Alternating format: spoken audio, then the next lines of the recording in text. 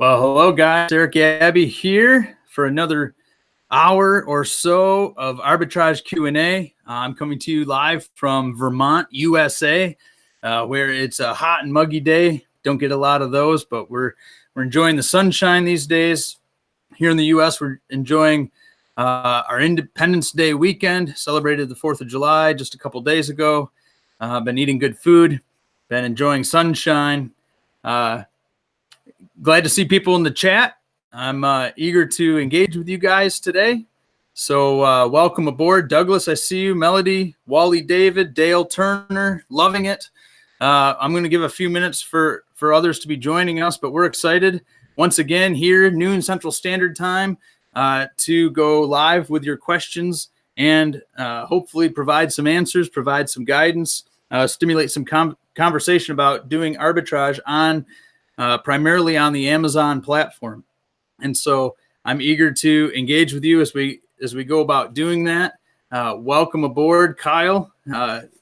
Good to see you from Toronto. Hey, the Raptors looked good this year. I don't know if you're an NBA fan, but you got the job done this year. Welcome, Kyle. We'll see if a few others can join. Alan, do you want to see if you can say hi? Yeah, I hope you can hear me. Is everything good? All right. Yeah. Hello, everybody. I hope you guys are ready to ask questions and learn. Keep learning about arbitrage. I think it's an exciting world for us, and we're here to help you and share all the experiences that we have. Great. Glad to have you aboard, Alan. We are excited to talk about Amazon, talk about arbitrage. We love doing this together. Alan's a great friend. He's a great coach. When it comes to doing arbitrage on Amazon, he's like a ninja. He's got stealth skills, and I still don't know that he's got every answer to every question, but he will do a great job helping us out today, and I'm glad to have him with me on this program. Mihai, welcome. It's good to see you guys. I see some questions in the chat already, but we're gonna primarily take your questions. I've got a couple thoughts to start out our time here. I'm gonna share my screen in a minute, but if you have thoughts or questions, put them in the chat. We'll address them. I'm always really curious as to know how your heart and how your mind are doing. What's your mindset as you're thinking about what you're trying to do? Some of you haven't even started yet. And you're kind of working through the anxieties and the fears of what could be. Others of you have been doing this for a while, and maybe you're on an up or a down. Maybe you've encountered an obstacle or a challenge and you're discouraged. I always like to get to the heart of the matter, and I'm curious to know what you're thinking and how you're feeling. And so to the degree that you're comfortable, I'm willing to engage to that degree as well. Dodo Bear, I see you. I'm not Seth Kniep, and for many of you, you're maybe wondering where he is. I've been thrilled that he has graciously allowed me to partner with him and do these arbitrage Q&As. And so every Saturday at noon Central, you're stuck with me, and I get to introduce you to a coach like Allan Urizar, who's with us today, or others from our arbitrage membership. Just One Dime just recently has released a brand new membership that focuses solely on arbitrage. And so what's becoming aware to many of us is that arbitrage is becoming more and more important in the coaching program of Just One Dime, who, many people are pursuing their own brand, working private label, and we're just seeing how arbitrage can be a really neat fit with that. We don't necessarily think it's a replacement for private label. We certainly aren't touting that it's better than private label or anything like that, but we are seeing a lot of Amazon sellers find success when they pair the two, and private label is working over here and arbitrage is working over here, and it's kind of a way for them to diversify their portfolio.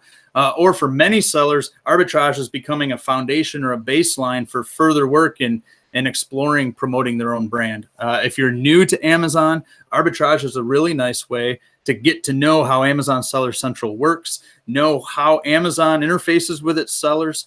It's a great way to get some experience without a massive amount of risk. You can buy some products, sell them through Amazon FBA and get a feel for how it works and make some money. And many people have used arbitrage as a way to generate income for other efforts, whether it's wholesale or private label or that kind of thing. So we're excited about how Arbitrage can fit in with those sort of things. We're excited about how it could complement the things that you're doing on Amazon. I want to take a couple minutes and talk about intellectual property as we get started here. And so maybe you have some specific questions about that, but it's really important, if you currently are a seller on Amazon, to monitor your account health. It's pretty critical that you keep an eye on what your account health looks like and that you don't let it get away from you. So I'm going to take a second and share my screen here. And what you see here is what you find on Amazon Seller Central. If you go to the home page and look at the leftmost column of Amazon Seller Central, and if you scroll down a little bit, you'll see a blue button that actually says Account Health. And you can hover over that button and you can click it. And when you click that Account Health button, it brings you to the screen that you can see here. You notice right at the top it says Account Health. And there's really three major areas that Amazon focuses on in regard to your account health. The first is customer service performance. So this involves how you're responding to customer emails. Again, on that leftmost column of your Amazon Seller Central page, you're going to see if there's messages that have come in and are waiting on your response. And Amazon gives you 24 hours to respond to your messages. And so for you to be keeping your customer service performance up to snuff, you need to be responding to those. Sometimes you get, spam.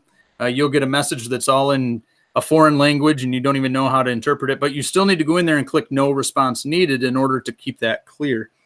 And then if you get negative feedback, you can see on mine, I've got a 0.07 defect rate, and that's a result of a negative feedback that I received, and I couldn't have it removed. In fact, I think it was a legitimate mistake that I made, and the customer called me out on it, and that's just the way it is. But I'm not too concerned about that as long as it doesn't snowball and I get more and more. But even that, I'm on top of it. I went in, I tried to remove the negative feedback.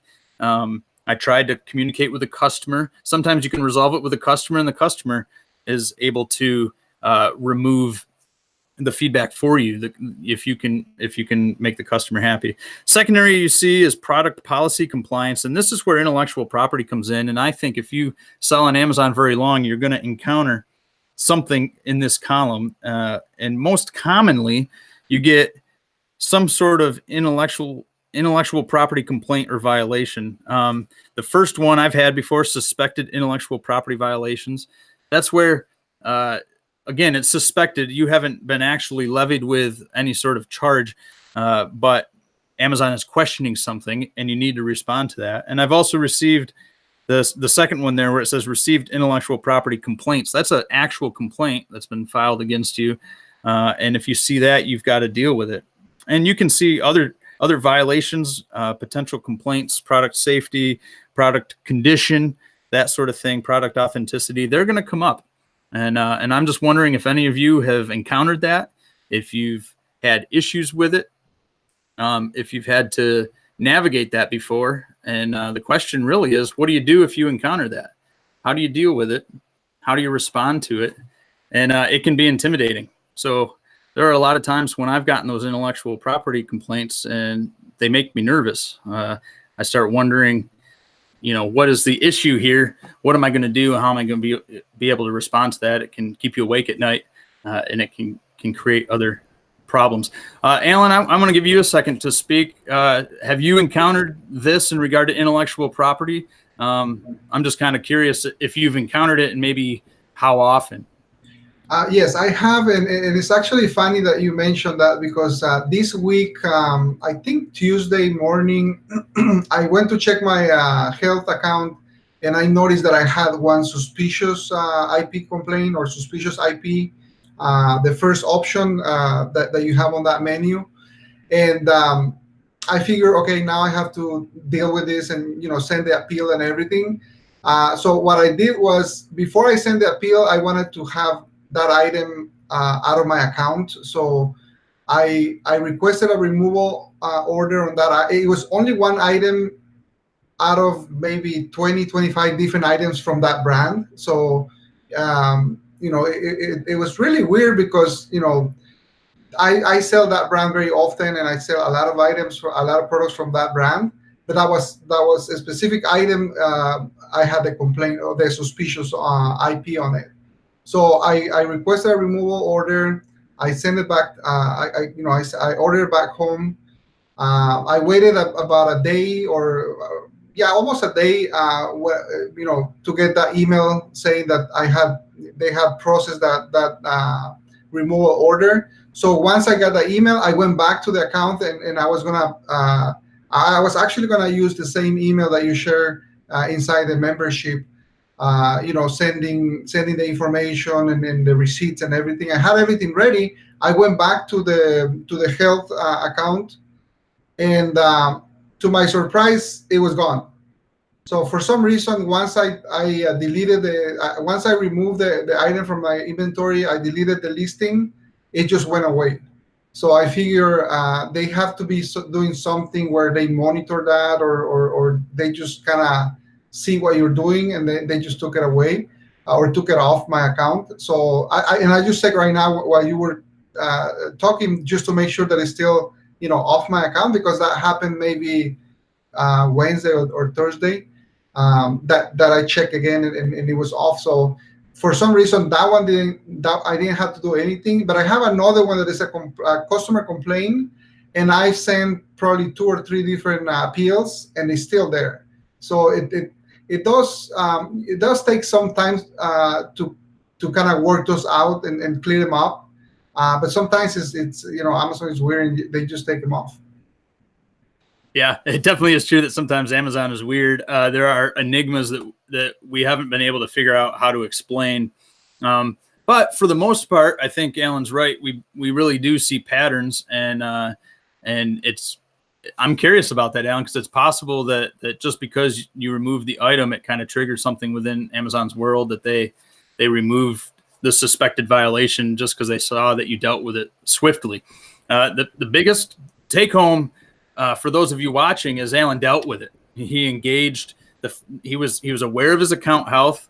I mean, don't go a week or 2 weeks or more not even looking at your account health, not even really knowing what the problem is.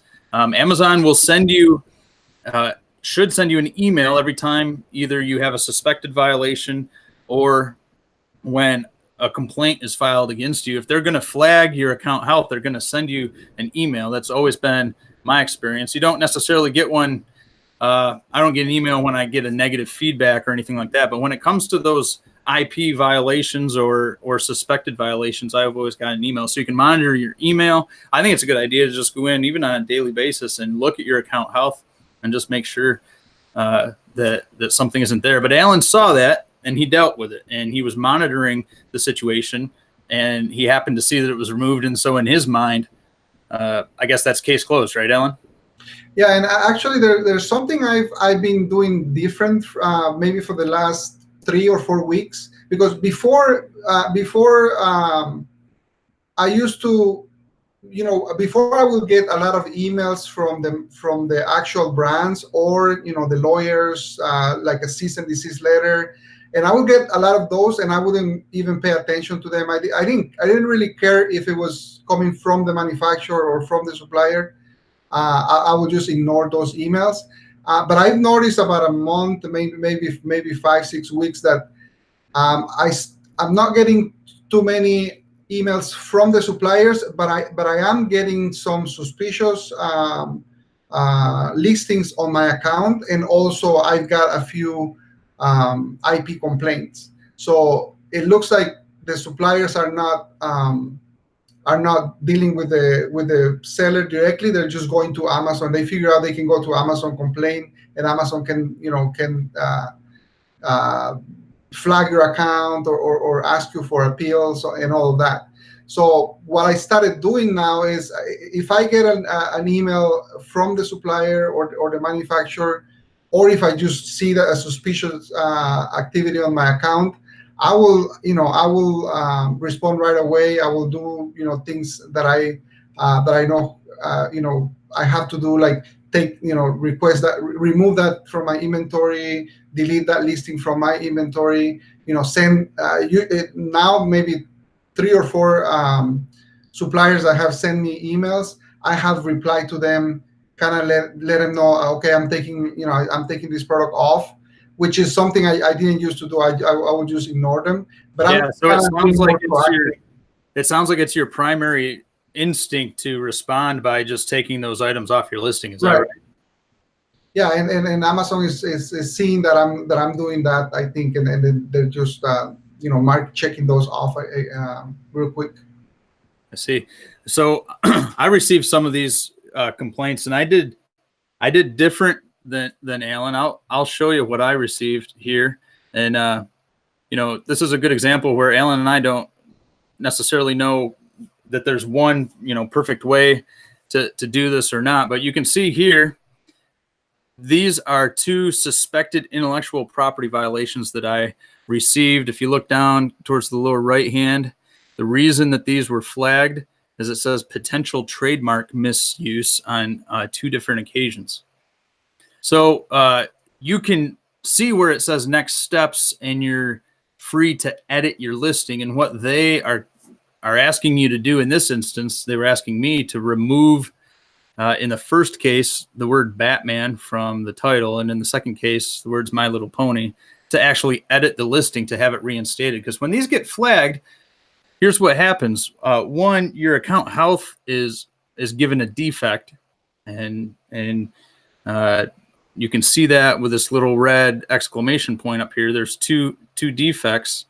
Now they're not actually listed as violations at this point, but they're suspected, and those are defects on your account. So that's the first thing that happens.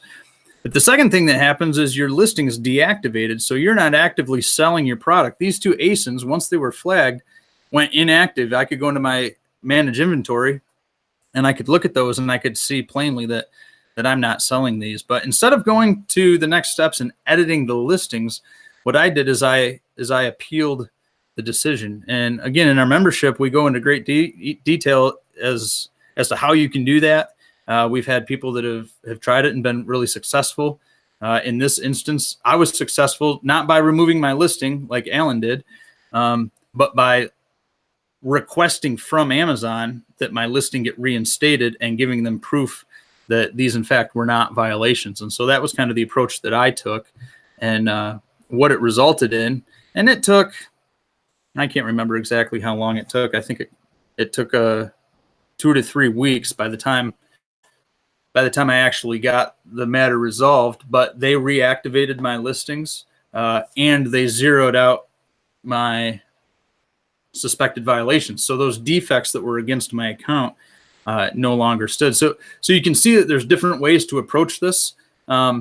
I've done it both ways. There are times when I just remove the item, and it might depend on how committed I am to that brand or how committed I am to that product. If you've just got one to that product, it might be easiest to just pull it out and kind of just cut strings and let that be. If you're more invested, you've got a ton of product or something, then you might want to engage the battle. I want to learn a lot about how this works and how Amazon is dealing with this, because they say we take intellectual property very seriously. My stance is so do I. I don't want to be violating a brand's intellectual property. That's not my goal. And in the world of arbitrage, we're taking legitimately branded products and we're selling them on listings that are in full compliance with Amazon's policies. We're not trying to hijack a listing. We're not trying to offer counterfeit products. If you're doing that, we're telling you stop. It's a practice that doesn't involve integrity. You're going to get your account shut down. It's just not a good approach to things. Don't buy knockoffs and sell them on a listing where it's supposed to be a branded issue, a branded item. It's not going to go well. But that's not what we're advocating, and it's not what we're doing. We are selling legitimately branded items, and so I want to engage with Amazon and learn how they work with this. And you can appeal these, and you can appeal them with success. And again, we do that in our membership. So if this is something you're dealing with, I want to keep advocating that you take a look at our membership. I put the link for our new Amazon Arbitrage Mastery right there in the description below. Take a look at it. This membership gives you massive tools to know how to deal with these obstacles, how to deal with these challenges. What Allan and I would advocate today is that you have a long-term view of how you could take advantage of Amazon to build a real business. and to develop real margin for you and for your family, to achieve goals and dreams that you have that maybe you're having trouble actualizing because things are tight. And Amazon's a really neat way to be creative and kind of tuck in an entrepreneurial spirit kind of throughout your life and throughout your schedule and throughout the things that you're trying to manage. So, for over 4 years, I worked a full-time 45-hour job. We grew our family to 4 children, and we did all kinds of activities and things that kept me busy. And I was able to figure out how to grow my business, establish and grow my business in and around all those things, so that the business was serving the desires and convictions that I had, and that continues till today. So we just see how this is something that you could do. Amazon is growing, and there is a sweet opportunity here. And as you're doing that, this membership is designed to really help you along. And so I think it's well worth the investment, because you're going to get a nice return on how you see your business able to grow. And when you encounter challenges like this, when you're trying to build a business, you're going to run into all kinds of obstacles. We're not advocating something that's easy, something that's a quick, get rich really fast sort of scheme. This is something where you're building a business and growing your own margin in order to get to a really great place financially, and to be able to do the things that you love with the people you love. So the membership's helpful for that. And boy, when we encounter these intellectual property issues, it's just helpful to have a community that you can work with. Well, Allan, let's get to some questions here, and I want to throw the first one at you. Wally David is talking about finding suppliers, and I think maybe when I'm not sure what he's referring to when he says Amazon FBA, but he says, how do you find a U.S. supplier that sells the product you want for Amazon FBA? Let's keep that in kind of an arbitrage vein, because that's what we're focused on here. But respond to what he's asking. Sure. For me, the first thing is for example, if you're in the U.S. or if you're in a country where there's an Amazon marketplace, like Mexico, Spain, Australia, or Canada, the first thing that I do, and I find that it's a lot easier for me, is going to the stores, going out to Walmart or going out to different stores and actually scanning products, actually going to look for products and scanning products and trying to find and learn what kind of products I can sell on Amazon. Now, if you're outside the U.S. or if you're in a different country and you need to do it online, it's pretty much the same approach. I'm going to BestBuy.com, I'm going to Target.com, Home Depot, Walmart. All of these stores are going to have special discounts or clearance items all the time, and they're always changing. So you can almost go every day and find different items. But the main thing for me is, at the beginning, I wanna start understanding how Amazon works. I want to start understanding what kind of items I'm able to find. And there's a lot of different niches and a lot of different markets and submarkets that you can go into. For me, it was shoes. When I started, I started finding a lot of shoes. Not so many toys, and I know a lot of people sell toys and other things. But for me, it was shoes, clothing. That's what I started finding. So I started focusing on that. So instead of going to Walmart, because I knew that I wouldn't find a lot of brands that I can sell for shoes, I started going to Shoe Carnival, or I started going to TJ Maxx or Ross, places where I knew I could find a lot of shoes. And that's what I probably 80% of my inventory is shoes, or it's been shoes for the last 3 years now. And I really learn and understand how that category sells, what kind of products I'm looking for. I did a lot of mistakes at the beginning, but that for me, it makes my work a lot faster. And now that I'm doing a lot more online arbitrage, I kind of keep going to the same stores, same kind of categories, same kind of products, because I know how to sell on those categories. And I'm always looking for different categories, but the main thing is just going out, looking for products and scanning, analyzing on the computer. Yeah, so when we're talking arbitrage, really you're looking for a ton of suppliers that are going to supply all kinds of products, give you a large variety of products, because we're advocating go wide, don't go deep into one or two products. And so the majority of your suppliers are going to be retailers, the kind of retailers that Allan mentioned. Now, you can sometimes happen on other sweet relationships, and maybe you kind of find one relationship that works as a replenishable product. And so now you're still kind of in the world of arbitrage, but you found one or two products where you have a supplier who can consistently feed you a rapidly selling product on Amazon, and you're making money. And those are fun. Those are really sweet to encounter. And so sometimes you're looking for what's the kind of supplier that might be able to hook me up with a product that would do that. But again, by supplier, most often it's a retail store or retail website that you're leveraging. You start to drift into wholesale when you encounter some sort of supplier who can give you a large number of products at a discounted rate, and you can then in turn maybe make money selling those on Amazon. And now you've got to deal with having larger quantities of product, maybe figuring out where to store those and how to handle that. And now you've moved more into wholesale. So again, we know people that do arbitrage and a wholesale, and they do it together and they make it work nicely. As soon as you start getting into like what kind of supplier can provide the specific product that I want to brand and sell on Amazon, now you've moved into the realm of private label. And the majority of sellers that I'm familiar with work internationally, not in the US, but internationally, to find suppliers for those products. And if you're looking for a US supplier for your private label, I think that's a challenge. I think it's an unfortunate challenge, but that's the reality.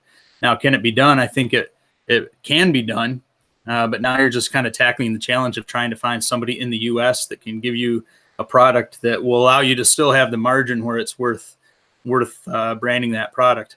And you're not dealing with tariffs. You're not dealing with international shipping. I mean, that's all helpful, but that's a different realm. Now we're into private label. We're into branding our own products. And just to repeat what I've said already, we're advocates of that.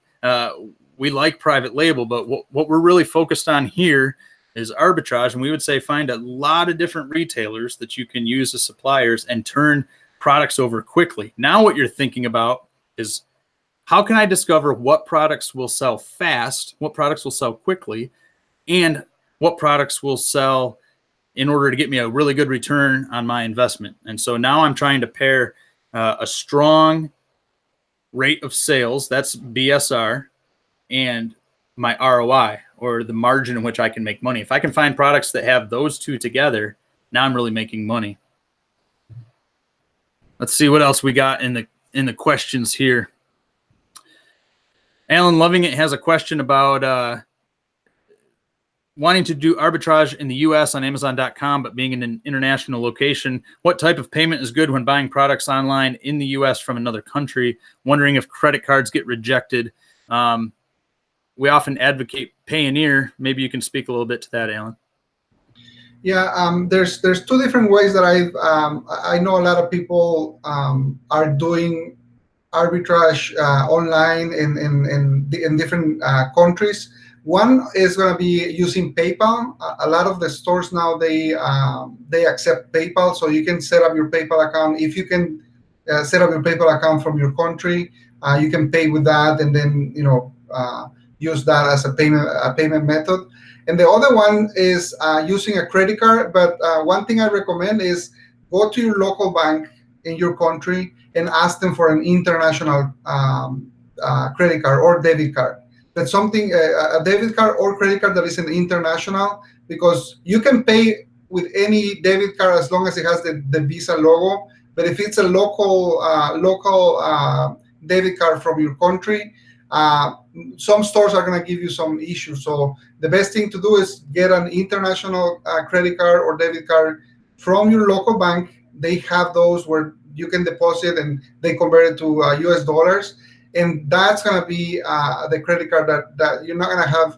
You're not going to find a lot of issues, with the stores. They're not going to cancel your orders because it's an international credit card. And I know a lot of people that they switch from using a regular Visa logo debit card from their country to an international one, and that way they avoid those issues with the stores, the retail stores. Yeah, and almost every website is going to be okay with your shipping address being different from your billing address.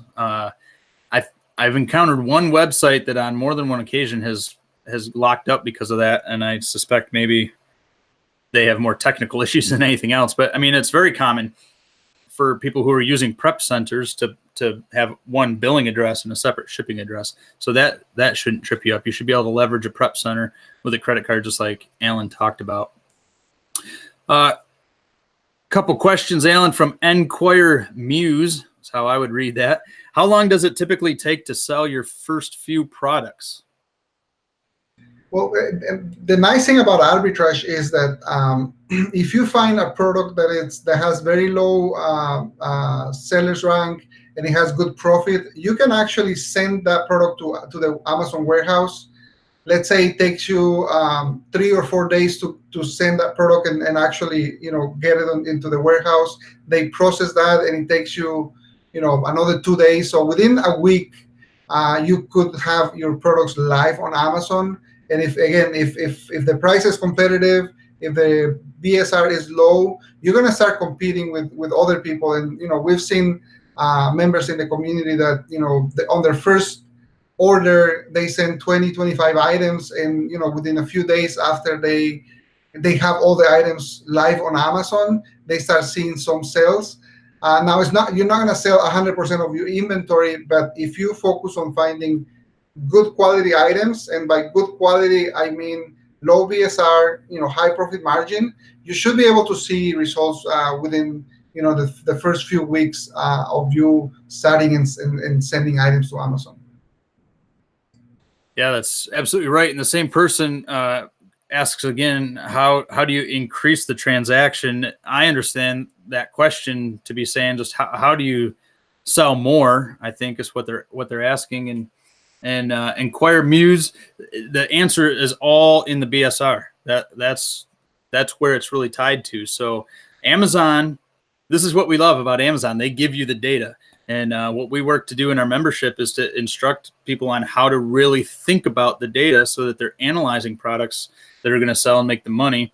And then they can invest and move their business forward with confidence. And they're not just having wishful thinking.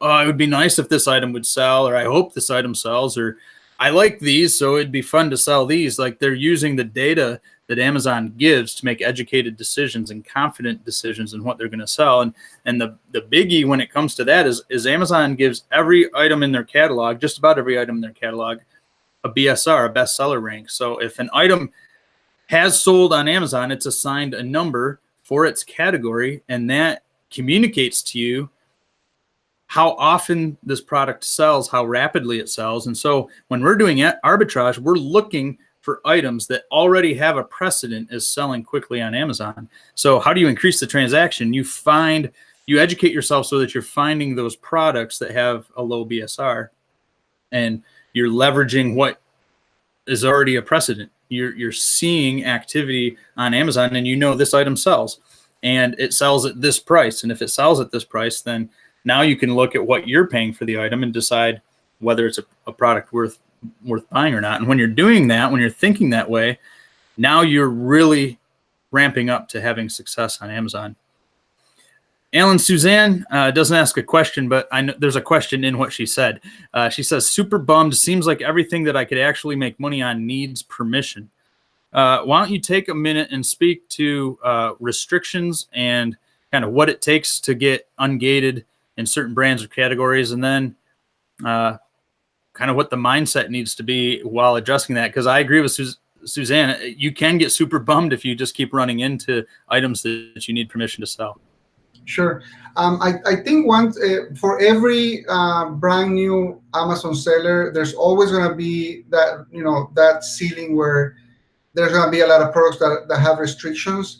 But I do believe that it depends on how do you go about looking for products. For example, if you start going into the very big brands like Nike, Adidas, or any big brand, Cuisinart, for every category there's big brands. If you start looking for those brands, because that's kind of like the products that you know and you recognize those brands, you're gonna get bummed and you're gonna get frustrated because all of those items are gonna be restricted for brand new Amazon sellers. Now, the trick for brand new sellers is start going into the brands that are not well known, or start finding those brands that don't have any restrictions. And it also depends on the categories. So, for example, I've recommended members of the community to go to Walmart and just go to the groceries aisle and start looking for items that are just everyday essentials for the house, for the kitchen.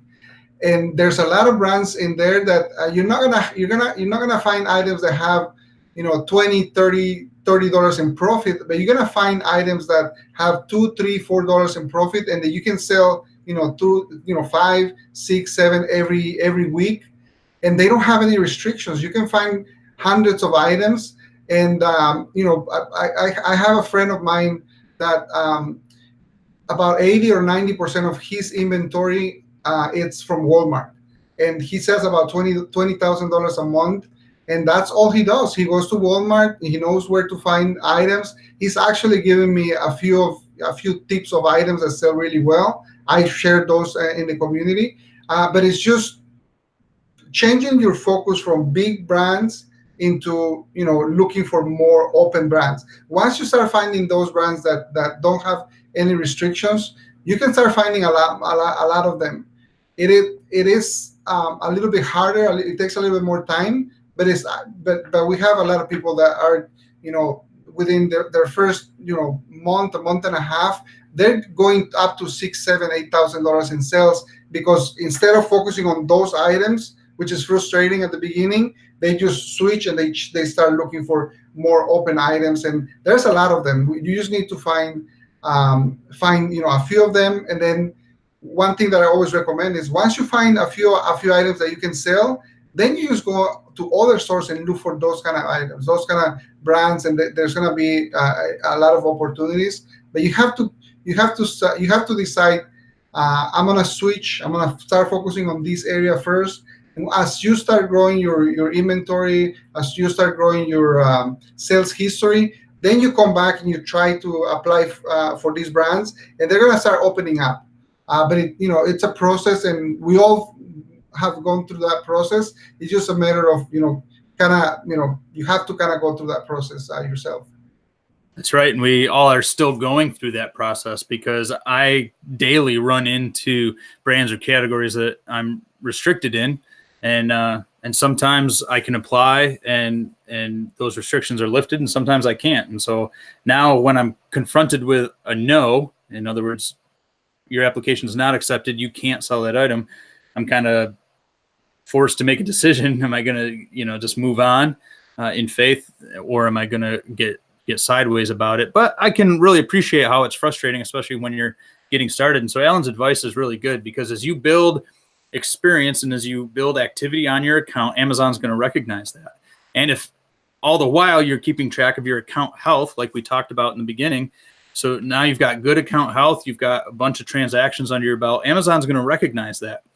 And so every time you run into a restriction, our advice is to apply to have that restriction removed, which you can do. You can click on the yellow button that says sell yours. When it says there's a restriction, it always allows you in the new category, not always, but most of the time it allows you to apply to have that restriction removed. And I'd say go ahead and try to do that. Sometimes you click that button and you get immediate rights to sell that brand, and you instantly are ungated in that item. Other times it asks you to send in a bunch of paperwork, and I never try to supply that paperwork. I just count that as a no and move on. But if you're trying that every time and you're active selling, you'll be surprised at how often you can get ungated and unrestricted in different areas. And again, you're building, hopefully you're aiming to build a long-term enterprise here. This isn't something that you just want to do quick. So we're always fighting for people to have patience and to stay in this for the long haul, because it's easy after a couple weeks or a couple months to get discouraged, but that's such a short time,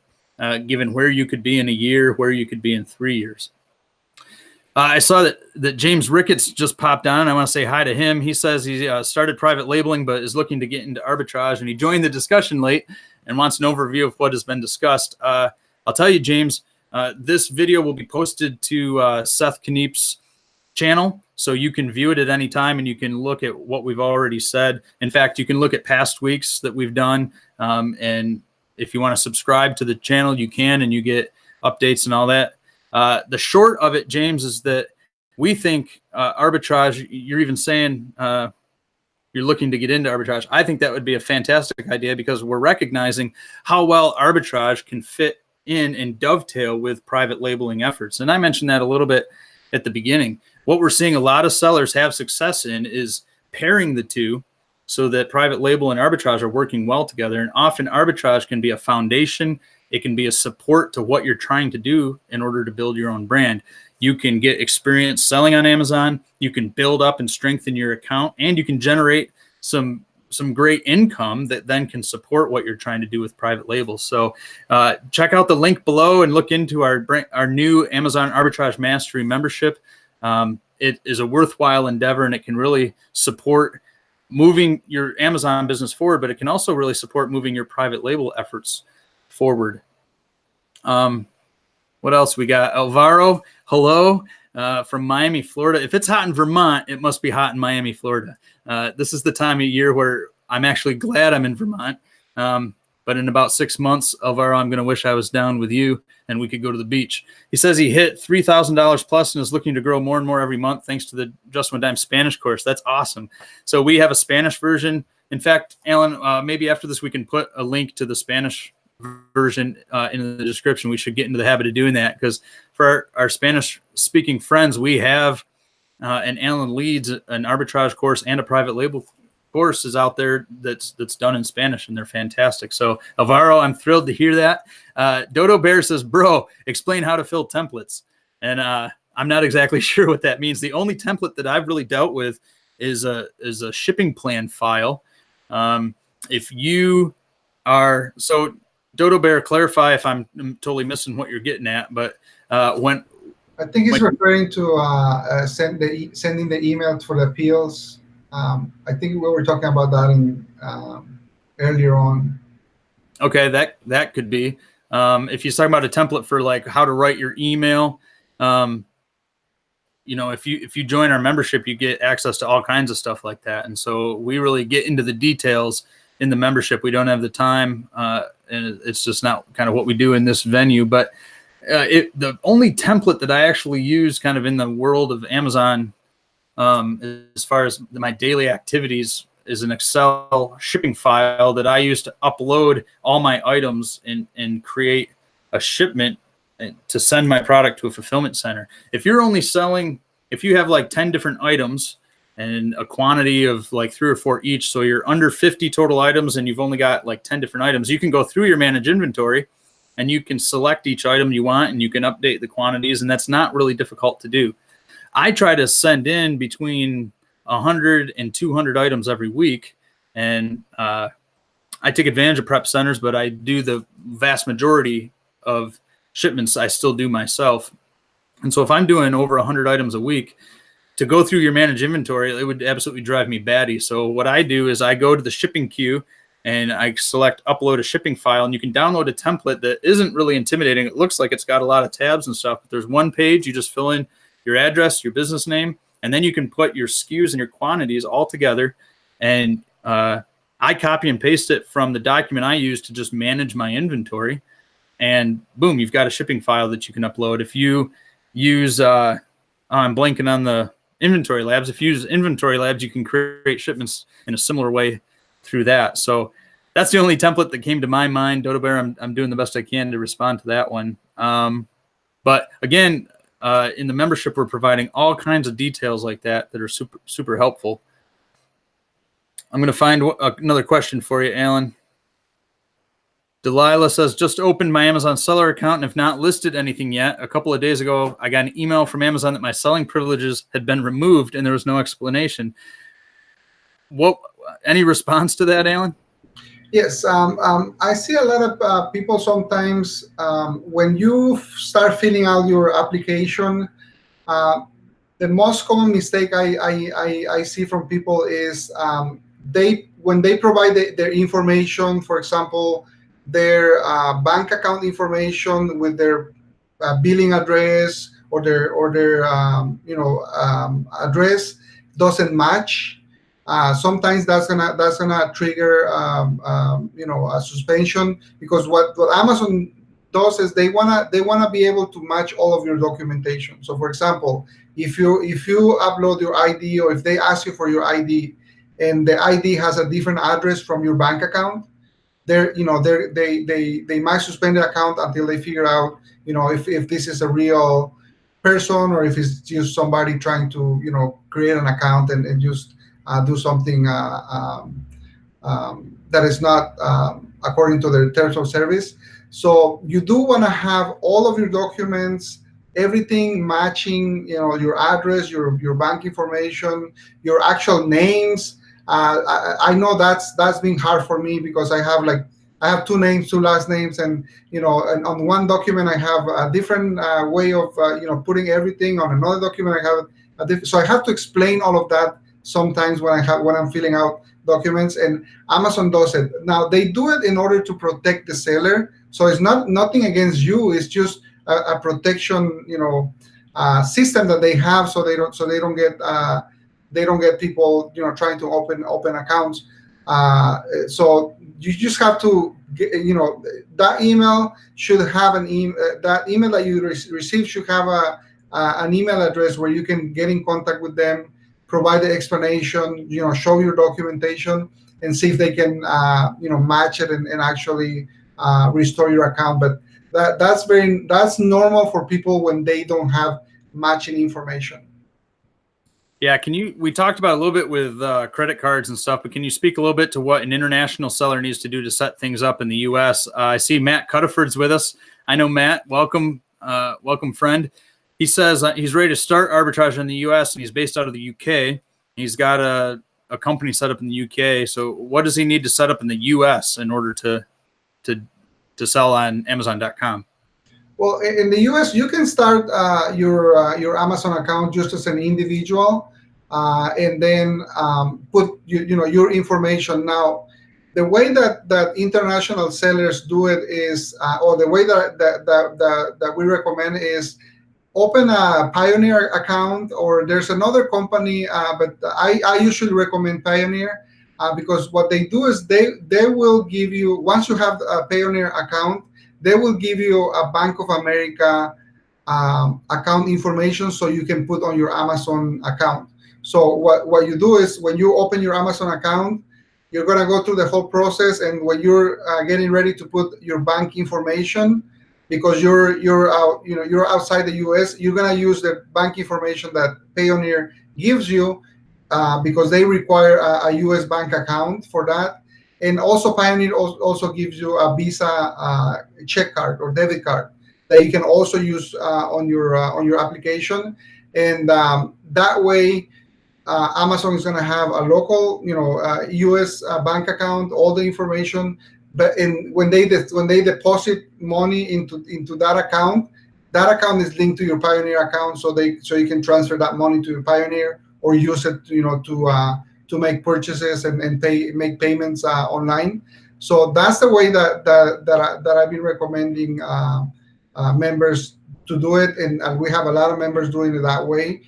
And then if you later on, if you want to create an LLC or a business account in the U.S., you can do that, and then notify Amazon that you want to change it to a business account, and then you can do that. That's going to give you a little bit more tax coverage or protection and things like that. And once you start doing 8,000 plus on your Amazon account in sales, we do recommend that you move to a business account, so you have more protection and tax protection. Thanks, Allan. That's super helpful. Matt, hopefully that's helpful to you, my friend. Barima Burma asks, I found good products with profit, but how to ship to a warehouse. One of the really cool things that we love about Amazon is that it offers a service called Amazon FBA. So Amazon provides all of its system to third-party sellers like you and me. So what I was talking about a minute ago with a shipping plan is I'm trying to get my product to an Amazon fulfillment center, and now I'm taking advantage of their warehouses. I'm all my stuff is being stored in Amazon warehouses.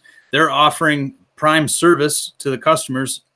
So as soon as somebody buys my product, that item gets picked off the shelf, packed in a box, shipped by Amazon. They take care of all of it. If the customer returns the product, they take care of the return. They take care of customer service issues. It's really what it enabled me to scale my business, because I could sell a few items on eBay and I could see how I could make money.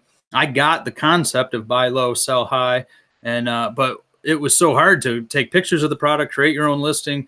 Then you sell something, you got to scramble around and find a box to put it in. I just thought there's no way to scale that. Amazon FBA allows me to sell thousands of items a month because they're doing all the work. So now the trick is to get your product to Amazon, to an Amazon fulfillment center, so they're doing all of that. And I think that's what Barima Burma is asking. In the US, what I do is I either find the product at a retail store locally, or I buy it online, have it shipped to my house, and then I prep it, box it, and ship it all together in one big shipment off to an Amazon fulfillment center so that they can work their FBA magic and make my business run and make money. Now, this question is coming from somebody who's in Norway, so they're in an international situation, and not everybody, if you're in the UK, you can buy items in the UK and send them to UK fulfillment centers. Amazon has that set up there, but not everywhere. Probably not in Norway.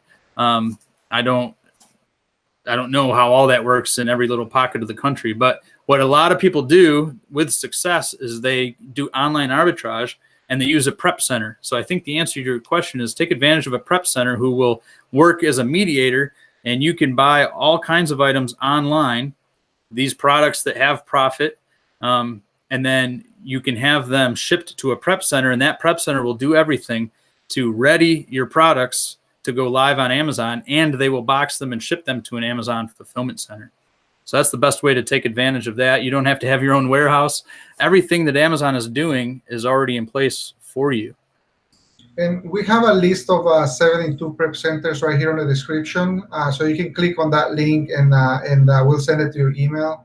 That will give you a list of different prep centers. You can contact them, talk to them, see how their process is, how much they charge you, set up your account with them, and then you can start buying online and then sending directly to them.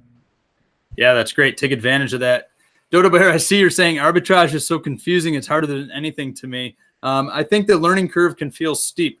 There's a lot of information. Selling on Amazon can seem complex, but really the concept is very simple. Your arbitrage has been around for centuries, and people have done it with whatever they could get their hands on, whether it's corn or silk or any number of commodities. And you're finding a commodity in a market where you can buy it low, and then you're leveraging a different market to sell it high. And Amazon opens up this awesome vista for you because you can take advantage of their online market. And so from Vermont, I can sell things to people in Phoenix, Arizona, in Washington State. International buyers can purchase from me. And so I think the details can be confusing, and that's part of why we advocate our membership. We really think it's a helpful place to get in and sort through the confusion, actually go through a step-by-step course that unfolds over 5 weeks. You work through all those phases. You take it one step at a time. You ask the community questions like this, but all the time you're able to engage the community. And I think if you did that, Dodo Bear, in 6 months and 9 months, you wouldn't feel like it was so confusing and overwhelming, and you'd probably be seeing success. Jeff says hello from Atlanta, Georgia, Allan. That's fun. Let's see what else we got. We have a few minutes left. What are the best guidelines to follow while searching for products for retail arbitrage? Allan, can you speak to that? Yeah, I always like to find items that have a good ROI or return on your investment. Typically, I like to get at least 30% ROI. We do teach the 3X rule in our membership, but at least you can find if you can find something with 30% ROI.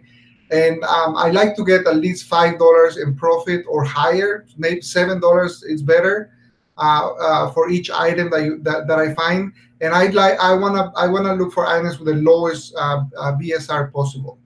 For me, if you get those three qualities on the product, I categorize that as a high quality product. Not the quality of the actual product, but the quality of the product in terms of low BSR, good profit, and a good net profit, which is the dollar amount.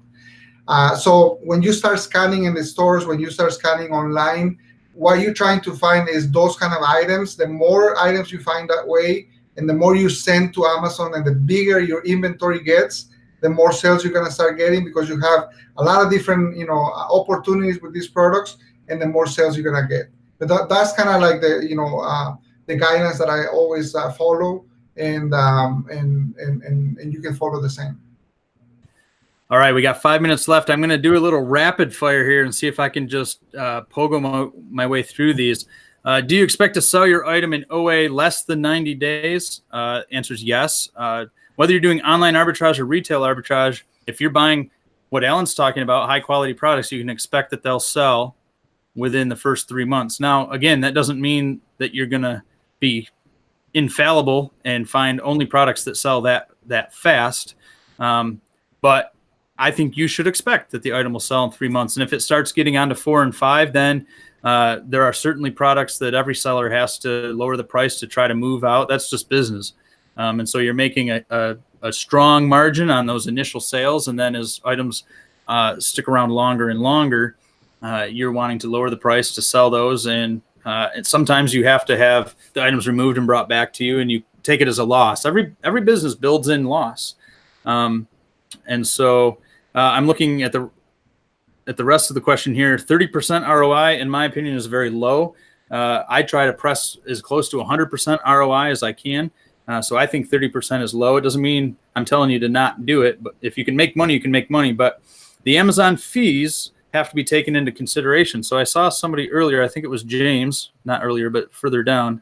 Yeah, he says, I'm being charged if a product isn't selling just for being in a warehouse. James, that's right. Amazon has all kinds of fees that they're throwing at you for warehousing your product. Every time they pick and pack a box, they're charging you a fee. If you get a return, you have to pay the shipping fee. So you're encountering fees, and that's why I think a 30% ROI is low. If you have a 100% ROI, now you've created room for those fees to come along.